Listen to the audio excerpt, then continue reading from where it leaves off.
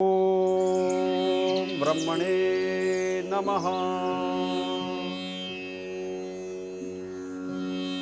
प्रभु प्रेमी भक्तों, भक्तियान चैनल के माध्यम से आज की कथासार में आपका स्वागत अभिनंदन करते हैं। आज की कथासार में हम एक बहुत ही अचरज भरी कथा लेकर आए हैं और सभी जानते हैं कि अकबर बादशाह के दरबार में 9 रत्नों में से एक बीरबल भी एक बहुत बड़े रत्न थे। उन्होंने अपनी बुद्धि से तर्क वितर्क से सभी समस्याएं सुलझाई। तो एक बार की बात है कि बड़ी कड़ाके की ठंड पड़ रही थी। कुछ लोग रात्रि काल में आग जला के बैठे हुए थे। तो कुछ लोगों ने चर्चा की कि इतनी भयंकर ये ठंड पड़ रही है, सर्दी पड़ रही है और जो ये तालाब का पानी इतना ठंडा है कि एक उंगली डालेंगे तो उंगली जम जाएगी। ऐसा कभी हो सकता है कोई व्यक्ति उस तालाब में पूरी रात खड़ा रहे? ऐसा कोई व्यक्ति कहीं मिल नहीं पाएगा। तो ये बात चर्चा का विषय बन गई और बादशाह अकबर के दरबार में पहुंची।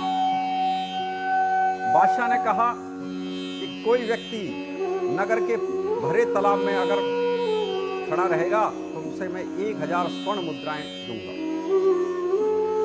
वहीं ये बात एक निर्धन ब्राह्मण तक पहुंची। उसे अपनी पुत्री का विवाह करना था। उसने सोचा ये अवसर बहुत अच्छा है, तो वो बादशाह के सामने गए।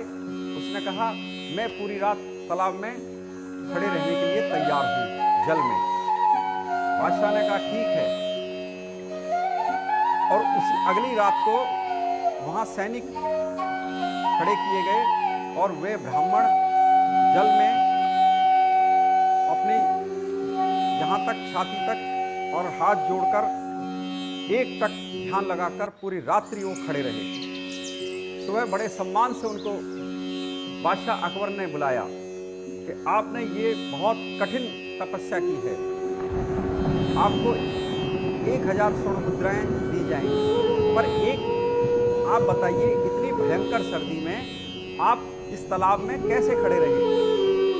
तो बादशाह ने ब्राह्मण से पूछा कैसी युक्ति सूझी आपको?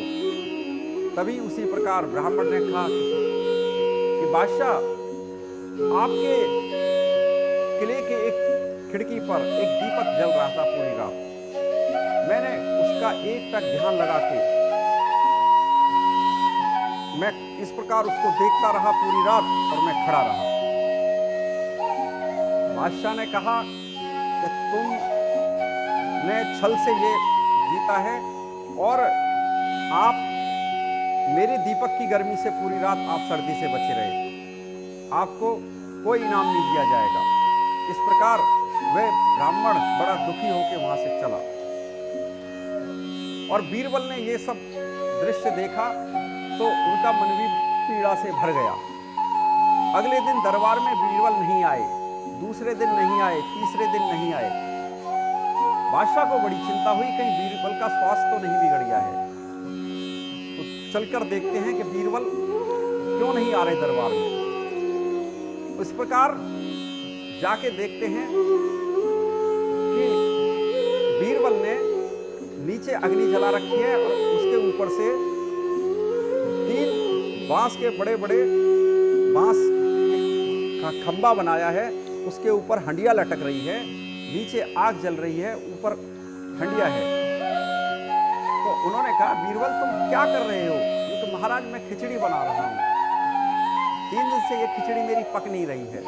जब ये खिचड़ी पक जाएगी तब मैं दरबार में उपस्थित हो जाऊंगा।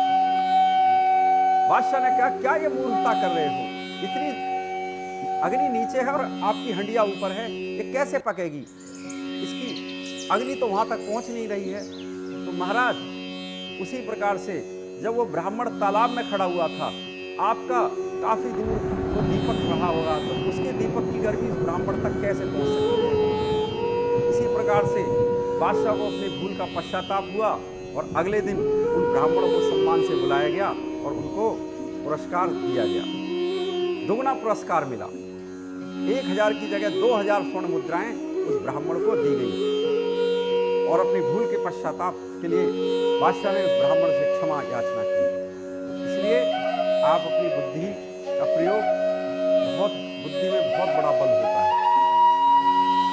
तो इसलिए आइए आज की कथासार में, ये कथा भक्ति आयाम चैनल के माध्यम से हमने आपको श्रवण कराई और आगे की कथा में हम जल्दी मिलेंगे।